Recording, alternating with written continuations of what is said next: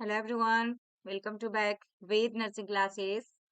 आज हम इस वीडियो में डिस्कस करने वाले हैं ओबीजी के एमसीक्यूज बेस्ड क्वेश्चन जो आपका एम्स नॉर्सेट 5 के लिए जो प्रिपरेशन कर रहे हैं, जिनका एग्जाम होने वाला उनके लिए काफी हेल्पफुल एंड इंपॉर्टेंट रहने वाले हैं। साथ में यूपी में जो वैकेंसी आ रखी है उन लोग के लिए इंपॉर्टेंट रहने वाले हैं। एंड ऑल स्टेट में जो भी वैकेंसी आ रही है, परमानेंट वैकेंसी या कॉन्ट्रेक्चुअल वैकेंसी, सभी के लिए इंपॉर्टेंट रहने वाले हैं। तो आइए हम स्टार्ट करते हैं फर्स्ट क्वेश्चन से। इसमें बहुत ही अच्छे क्वेश्चन लिए गए हैं डियर, इंटरेस्टिंग क्वेश्चन लिए गए हैं। क्वेश्चंस ये सारे जो हैं, कुछ कुछ क्वेश्चन पूछा भी हुआ है प्रीवियस ईयर में एंड कुछ इंपॉर्टेंट क्वेश्चन है आपका। तो फर्स्ट क्वेश्चन जो आपका दिया गया है ओबीजी का, देखिएगा। After inserting a primary gravida client about the functions of the placenta, the nurses determines that the client needs additional teaching when she says that which of the following hormone is produced by the placenta। यहाँ पे after instructor है ना, instructions दिया जा रहा है, उसके बाद की बात किया जा रहा है कि प्लेसेंटा के कार्यों के बारे में एक प्राइमरी ग्रेविडा क्लाइंट के निर्देश देने के बाद या क्या निर्धारित करती है कि ग्राहक को अतिरिक्त शिक्षण की आवश्यकता है जब वह कहती है कि प्लेसेंटा द्वारा निम्नलिखित में से कौन सा हार्मोन उत्पादित होता है। यहाँ पे क्वेश्चंस में ही पूछा गया डियर, देखिए, विच of the following hormone is produced by the placenta. Placenta से कौन कौन सी हार्मोन हमारा प्रोड्यूस की जाती है। यहाँ पे देखिएगा चार ऑप्शन दिया गया है, estrogen, progesterone and human chorionic gonadotropin, HCG and testosterone. चार ऑप्शन है, इसमें राइट आंसर क्या होगा। इंस्ट्रक्शन देने के बाद primary gravida client about the function of the placenta, placenta के फंक्शंस के बारे में द नर्स डिटरमाइन करेगी क्लाइंट नीड्स एडिशनल टीचिंग, है ना। एडिशनल क्या टीच करना है, बताना है। When she says that which of the following hormone is produced by the placenta. तो इसमें राइट आंसर क्या होगा डियर, चार ऑप्शन दिया गया है। वेरी वेरी इंपॉर्टेंट क्वेश्चन है। इसमें आपके राइट आंसर जो होगा ऑप्शन 4 होगा, टेस्टोस्टेरोन। ये क्या है, मेल हार्मोन है आपका। Testosterone is correct answer. यहाँ पे प्लेसेंटा जो डज नॉट प्रोड्यूस टेस्टोस्टेरोन, है ना। प्लेसेंटा क्या क्या प्रोड्यूस करेंगे, आपका एस्ट्रोजन हो गया एंड आपका प्रोजेस्टेरोन हो गया, सीजी हो गई एंड आपका प्लेसेंटल लैक्टोजेन हो गया। तो ये सबको क्या करता है, प्लेसेंटा प्रोड्यूस करता है। Your hormone HCG stimulate the synthesis of estrogen and progesterone early in the pregnancy until the placenta can assume। ठीक है, तो इसमें से राइट आंसर क्या हुआ, आपका ऑप्शन 4 हुआ डियर। नेक्स्ट क्वेश्चन जो दिया गया है, देखेंगे। वेन डेवलपिंग, यहाँ पे क्वेश्चंस में पूछा गया when developing teaching plan for a client who is 8 weeks pregnant. यहाँ पे 8 सप्ताह का प्रेग्नेंट है। Which of the following foods would the nurse suggest to meet the client's need for increase folic acid. अब यहाँ पे बात कर रहा है कि सबसे ज्यादा फॉलिक एसिड किसमें पाया जाएगा। ये चार ऑप्शंस में आपको राइट आंसर पुट करना है। ऑप्शन फर्स्ट में स्पिनाच है, सेकेंड में बनाना है, थर्ड में आपके पास सी फूड है एंड फोर्थ में आपके पास ओगट है। चार ऑप्शन दिया गया डियर, राइट आंसर आपको क्या होगा इसमें। वेरी वेरी इंपॉर्टेंट क्वेश्चन है कि फोलिक एसिड की आवश्यकता को पूरा करने के लिए क्या बताया जा रहा है, कौन सी सुझाव दी जा रही है जो सबसे ज्यादा किसमें मिलेंगे। चार ऑप्शन है इसमें।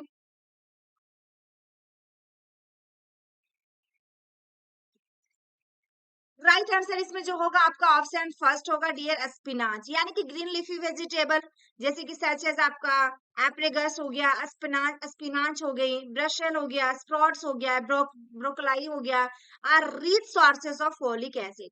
ठीक है ना, तो ये सब में सबसे ज्यादा फॉलिक एसिड पाया जाएगा। तो अब प्रेग्नेंट वुमेन्स को क्या, needs to eat food high in folic acid, किसको किसके लिए दिया जाता है, प्रिवेंट करने के लिए, ताकि फॉलिक एसिड दिया जाए। डेफिशिएंसी होती है, किसको, न्यूरल ट्यूब इफेक्ट होता है फॉलिक एसिड की डेफिशिएंसी से, उसको रोकने के लिए हमें ग्रीन लीफी वेजिटेबल देने की सबसे ज्यादा आवश्यकता होती है, जिसमें से हमारा राइट आंसर क्या हुआ, ऑप्शन फर्स्ट हुआ, spinach.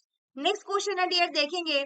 The nurse instruct primary gravida client to increase her intake of foods high in magnesium because of its role with which of the following. Nurse एक प्राइमरी ग्रेविडा ग्राहक को magnesium में उच्च खाद्य पदार्थों का seven बढ़ाने का निर्देश देती है मैग्नीशियम में। हाई इन क्या देखिएगा, फूड्स हाई इन किसमें, मैग्नीशियम में। बिकॉज क्योंकि इसकी एक क्या है, रोल दिया गया है निम्नलिखित में से किसके साथ है, because its role with which of the following, किसके साथ होगा इसकी भूमिका। चार ऑप्शन दिया गया डियर। ऑप्शन फर्स्ट में आपके पास है prevention of demineralization of the mother's bones, second में synthesis of proteins, nucleic acids and fats, third में amino acids metabolism, and four में आपके पास है synthesis of neural pathway in the uterus. चार ऑप्शन है dear, very very important question है। Right answer इसमें आपका क्या होगा, राइट आंसर इसमें जो होगा आपका ऑप्शन सेकेंड होगी। हमारा क्या सिंथेसिस हो रहा है किसकी किसकी, प्रोटीन्स का, nucleic acid and fat. Option second is correct answer. Magnesium acid जो है in the synthesis of protein, nucleic acid, protein आपका एंड फैट्स, ये सब में सिंथेसिस किए जाते हैं, ठीक है। Important for sale growth and neuromuscular function के लिए, किसके लिए इंपॉर्टेंट होता है, सेल की ग्रोथ एंड न्यूरोमस्कुलर फंक्शन।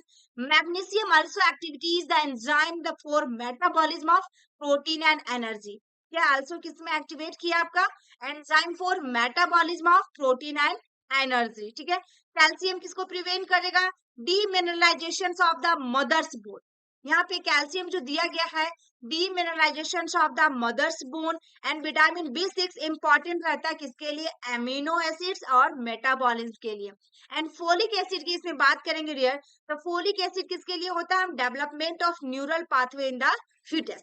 तो इसमें देखिए जितने भी फूड्स के बारे में दिया गया था, इसमें राइट आंसर कौन सा हुआ आपका, ऑप्शन सेकेंड आया, synthesis of protein, nucleic acids and fats. तो यहाँ चार ऑप्शन जो दिया था, demineralization of the mother's bone, इसमें कैल्शियम होगा, calcium, amino acids metabolism, amino acids metabolism के लिए कौन सा, विटामिन B6 की आवश्यकता है, एंड आपके synthesis of neural pathway in the foetus के लिए आपकी फोलिक एसिड, जो जस्ट पहले क्वेश्चन हमने देखा।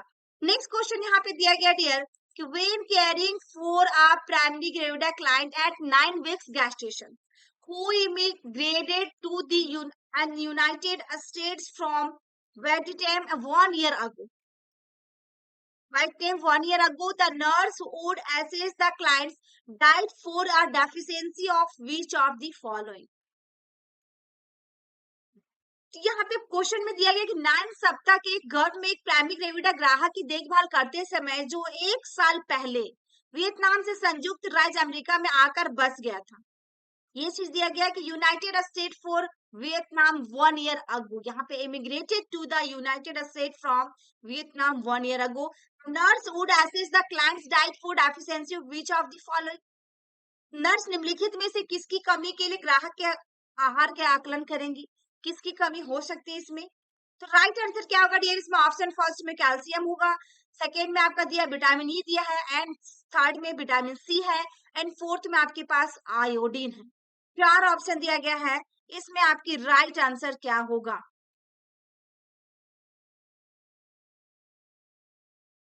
इसमें राइट आंसर जो होगा आपका डियर ऑप्शन कौन सा होगा, फर्स्ट होगा, calcium. First is correct answer.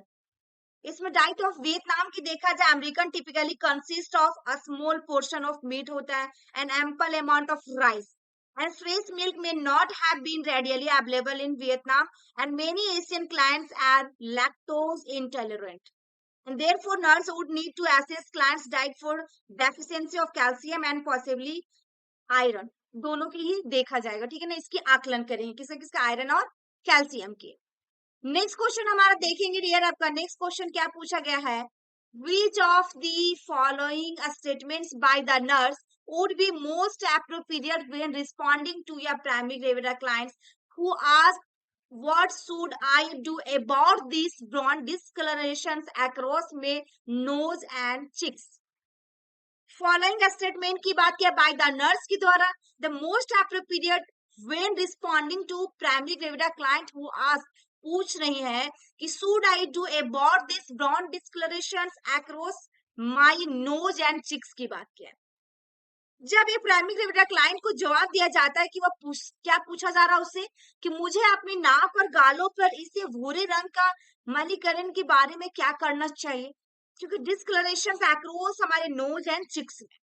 तो this usually disappear after delivery, ये जवाब मिलेगा। या फिर आपका it is sign of a skin melanoma, या फिर this discolouration is due to dilated capillaries, या फिर it will fade if you use a prescribe cream. 4 option दिए गए हैं डियर, इसमें राइट आंसर आपका क्या होगा?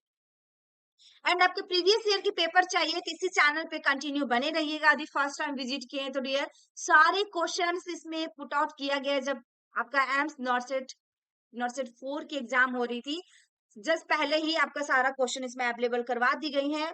देख सकते हैं आप, पूरी वीडियो को एक बार वॉच कर लीजिएगा। जिनका भी एग्जाम अभी होने वाले रिसेंटली में, उन लोग के लिए काफी हेल्पफुल और इम्पोर्टेंट रहने वाले हैं।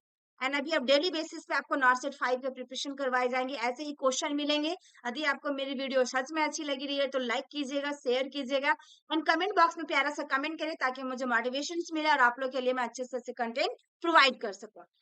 तो यहाँ पे सबसे पहले 4 ऑप्शन दिया गया है, जिसमें हमारा क्वेश्चन था कि हमारे क्या brown discolouration across my nose and cheeks. तो ये आपका डिसअपियर हो सकता है आफ्टर डिलीवरी के बाद, या फिर हमारा क्या है मेलानोमा का साइंस है, या हमारा discolouration is due to dilated capillaries, या फिर it will fade you use a prescribe cream की वजह से। तो राइट आंसर इसमें ऑप्शन फर्स्ट होगा कि ये जो हुआ है आपका डिलीवरी के बाद अपने आप क्या होगा, डिसअपियर हो जाएगा। और discolouration of the face that commonly appear during क्या होता है प्रेगनेंसी, दैट इज कॉल्ड क्या कहलाता है, क्लोजमा। उसको क्या कहते हैं डियर, क्लोजमा कहते हैं। जो आपका डिस्कलरेशन हमारा फेस में होगा क्लोजमा कहलाएगा। And mask of the pregnancy भी कहते हैं। Usually fades postpartum used in no clinical science and chances. Client who is क्या होता है कि जो अपीयरेंस में भी एबल टू डिक्रीजेस प्रोमिनेंस और ऑर्डिनरी मेकअप वजह से होता है, लेकिन chloasma is not sign of a skin melanoma. ये क्लोजमा जो होता है मेलानोमा के साइंस नहीं हो सकती है and not caused by dilated capillaries. Chloasma भी के कारण नहीं होगा किसका, डायलेटेड कैपिलरीज का। एंड उसके बाद रिजल्ट जो होगा from increase secretion of melanocyte stimulating hormone होगा, कॉज्ड बाय किसके वजह से, एस्ट्रोजेन एंड प्रोजेस्टेरोन सिक्रेशन की वजह से। ये दोनों हार्मोन जो सिक्रेशन होगा इसके कारण।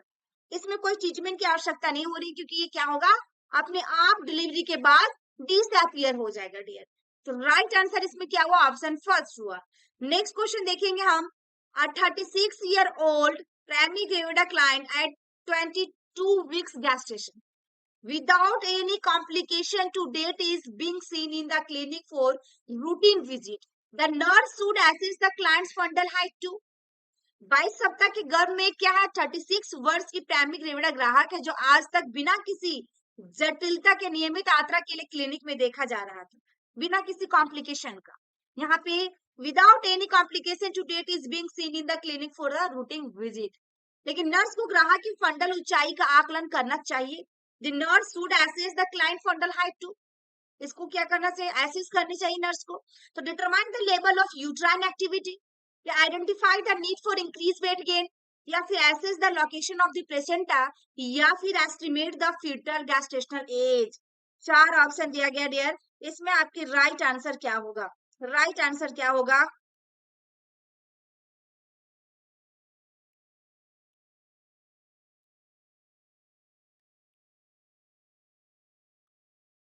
इसमें राइट आंसर आपका ऑप्शन 4 होगा, estimate the fetal gestational age. क्या हो रहा है इसमें, estimate the fetal gestational as.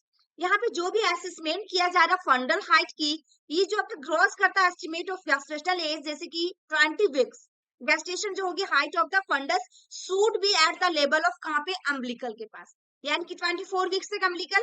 After which it should increase 1 centimetre for each weeks of gestation until approximately 36 weeks of gestation।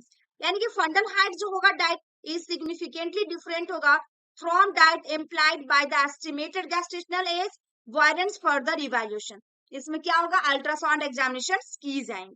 Because देखा जाए कि possibly indicate a multiple pregnancy और fetal growth retardation या fundal height estimations will not determine uterine activity और need for increase weight gain. Ultrasound examination में क्या देखा जाएगा, no fundal height estimation will locate the placenta. ठीक है ना, कि कहाँ पे हमारा प्लेसेंटा लोकेट है अल्ट्रासाउंड में। तो इसमें राइट आंसर क्या होगा कि हमारा आपका एस्टिमेट करना होगा कि fetal gestation age. Option 4 is correct. Next हमारे देखिएगा डियर, यहाँ पे पूछा गया है कि after the nurse review the physician explanations of amino synthesis. Nurse द्वारा क्या किया गया, रिव्यू किया गया है, ठीक है ना। After the nurse review physician explanation, physician के द्वारा एक्सप्लेन करने के बाद रिव्यू किया गया कि multi gravida client, which of the following indicates that the client understand a serious risk of procedure। Nurse द्वारा मल्टीग्रेविडा क्लाइंट के साथ एमिनो सिंथेसिस के चिकित्सक के स्पष्टीकरण की समीक्षा करने के बाद निम्नलिखित में से क्या इंगित करता है कि ग्राहक प्रक्रिया के गंभीर जोखिम को समझता है। Following indicate the client understand या सीरियस रिस्क ऑफ प्रोसीजर, तो premature rupture of the membrane या फिर पॉसिबल प्री मैच्योर लेबर या फिर आपका फीटल लिम्ब मालफॉर्मेशन या fetal organ malformation. Right answer इसमें क्या होगा डियर, 4 ऑप्शन दिया गया है। राइट आंसर इसमें ऑप्शन सेकेंड आएगा कि पॉसिबल हो सकता है प्री मैच्योर लेबर, यानी कि one of the primary risk जो होंगी एमिनो सिंथेसिस का आपका stimulation of the uterus and subsequent pre term labour. तो प्री मैच्योर या प्री टर्म लेबर यही चीज है आपका वन, आपका प्राइमरी रिस्क फैक्टर है। अदर रिस्क इंक्लूड, जैसे इसमें क्या हो सकता है, आपका हेमरेज हो सकती है फ्रॉम किसने, आपका प्री रेंटेंस ऑफ प्लेसेंटा की वजह से, पेनिट्रेशन ऑफ प्लेसेंटा की वजह से, एंड इन्फेक्शन हो सकता है ऑफ द एम्नियोटिक फ्लूइड की वजह से, and puncture of the fetus की वजह से। There is little risk of rupture of the membrane हो सकता है, फीटल लिम्ब मालफॉर्मेशन हो सकती है, एंड फीटल ऑर्गन मालफॉर्मेशन हो सकती है। तो ये सारे आपको छोटे छोटे हो सकते हैं, लेकिन हमारा सबसे पहला जो होगा प्राइमरी रिस्क फैक्टर कि हमारा premature labour, possible premature labour. Fetal limb malformation जो दिया गया हैव बीन एसोसिएटेड विद आपका प्रीकुटेनियस अम्बिलिकल ब्लड सैंपलिंग, ठीक है। नेक्स्ट हमारा देखेंगे डियर, यहाँ पे दिया गया है कि which of the following recommended would be most helpful to suggest to your primary gravida client या 37 weeks gestation who is complain of leg cramp। क्या कंप्लेन करी, लेग में क्या हो रहा है, क्रैम्पिंग हो रही है, तो 37 वीक्स की आपका गेस्टेशन है। तो इसमें आपका राइट आंसर क्या होगा डियर, ऑप्शन ए में change position frequently throughout the day, या फिर alternately flex and extend the legs, या फिर strength the knee and flex the toe toward the chin, या फिर lie prone is bed with the legs elevated. 4 option दिया गया है कि निम्नलिखित में से कौन सी आपका रिकमेंडेड किया जाएगा 37 वीक्स ऑफ गेस्टेशन को, कि उसमें सबसे उपयोगी होगी जो पैर की ऐठन की शिकायत को कर रहा है। आपका पैर में क्या हो रहा है, ऐठन हो रही, क्रैम्पिंग हो रही, कौन सी आपका निर्देश दिया जाएगा, रिकमेंडेड किया गया जिसमें उसको हेल्प मिल सकती है, थोड़ी आराम हो सकता है। तो इसमें राइट आंसर क्या होगा डियर, ऑप्शन थर्ड होगा, strengthening the knee and flex the toe towards the chin, ठीक है। यहाँ पे लेग क्रैम्प्स की बात किया है कि through the result from excessive amounts of phosphorus absorb from milk products. Leg cramping का कारण क्या हो रहा है इसमें, कि सबसे ज्यादा अमाउंट में क्या हुआ, फॉस्फोरस एब्जॉर्ब किया गया है, किसके द्वारा, फ्रॉम मिल्क प्रोडक्ट्स की वजह से, जो मिल्क की प्रोडक्ट ली गई। Strengthening the knee and flexing the toe towards the chin is effective measure to relieve leg cramps। सबसे ज्यादा कौन सा इफेक्ट करेगा, strengthening the knee and flex the toes towards the chin, ये हमारा सबसे ज्यादा ये करेगा, रिलीव करेगा। अल्सो इसमें क्या डिक्रीजिंग मिल्क इनटेक हो सकता है, या फिर सप्लीमेंटिंग विथ आपका कैल्शियम लैक्टेट में help to reduce the cramping, या फिर हमारा keeping the leg warm and elevating then the good preventive measures, ये सब कर सकते हैं, ठीक है ना। नेक्स्ट हम क्वेश्चन की बात करेंगे डियर, आपका नेक्स्ट में जो दिया गया, which of the following recommendation would be the most appropriate preventive measure to suggest a primary gravida client at 30 weeks gestation who is experiencing occasional heartburn। हटबर्न हो, यानी कभी कभी क्या होता है, उसको हटबर्न का अनुभव करती है, जलन सी हो रही है ना।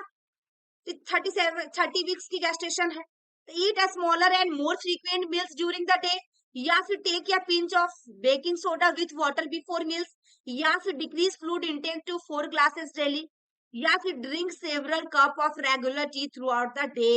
वेरी वेरी इंपॉर्टेंट क्वेश्चन है डियर, ये क्वेश्चन 2 से 3 बार पूछा हुआ एग्जाम में। राइट आंसर इसमें क्या होगा,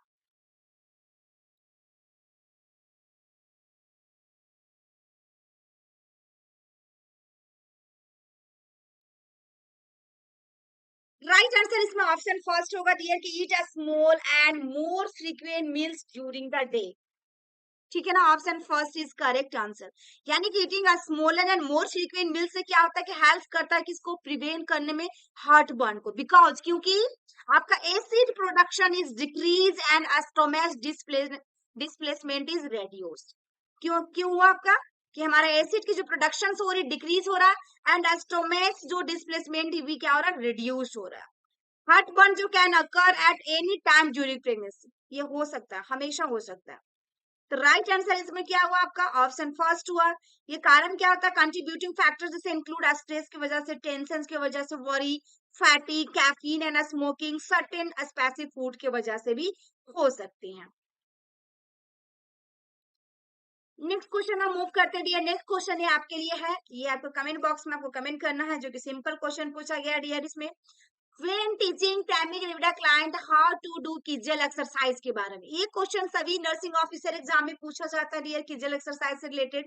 The nurse explained that the expected outcome of these exercises to तो prevent, देखिएगा, वुलार एडिमा, बल्बुलार एडिमा, एंड उसके बाद एलिवेट लोअर बैक डिस्कम्फर्ट, या फिर स्ट्रेन द पेरिनियल मसल्स, या स्ट्रेन द एब्डोमिनल मसल्स। इसमें चार ऑप्शन दिया गया डियर, जो वेरी वेरी इंपॉर्टेंट है क्वेश्चन, एंड आपको कमेंट बॉक्स में इसकी कमेंट करना। डेली आपको क्लास क्वेश्चन में मिलेंगे क्वेश्चंस, जो आपको कमेंट बॉक्स में कमेंट करना है। और कम्युनिटी टैग में डेली पोस्ट की जा रही है डियर, उसकी भी आप लोग कमेंट बॉक्स में कमेंट जरूर करें। आई होप कि मेरी वीडियो आपको अच्छी लगी तो लाइक कीजिएगा डियर, शेयर कीजिएगा एंड कमेंट बॉक्स में कमेंट कीजिएगा जरूर करें, ताकि आपको ज्यादा से ज्यादा क्वेश्चन की यहाँ पे पुट आउट किया जाए, आपके चैनल पे अपलोड किया जाए, ज्यादा क्वेश्चन सॉल्व किए जाए। तो आप ये कमेंट बॉक्स में प्यारा सा कमेंट जरूर कीजिए। Thank you for watching my video. फिर मिलते हैं नेक्स्ट वीडियो में।